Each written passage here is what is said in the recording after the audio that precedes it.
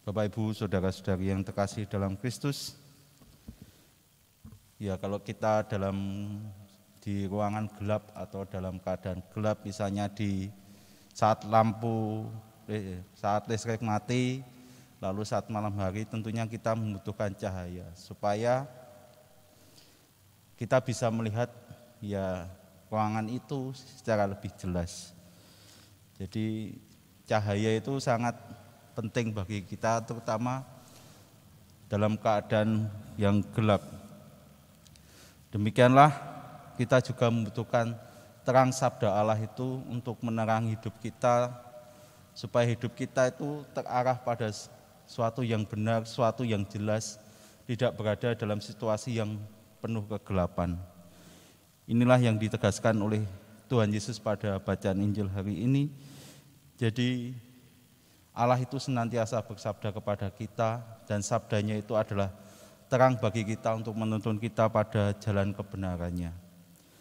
Lalu kita bisa bertanya pada diri kita masing-masing, bagaimana selama ini kita menangkap sabda Allah itu dalam hidup kita, bagaimana kita mendengarkan, apakah kita sebagai umat Kristiani saat ini sudah benar-benar mendengarkan sabda Allah yang menuntun hidup kita dalam keseharian kita, dalam segala hal yang kita lakukan.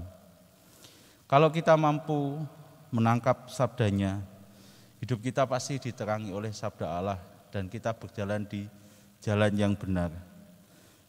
Akan tapi Bapak Ibu saudara-saudari yang terkasih, kita tidak hanya berhenti untuk mendengarkan sabda Allah tinggal dalam diri kita, tidak.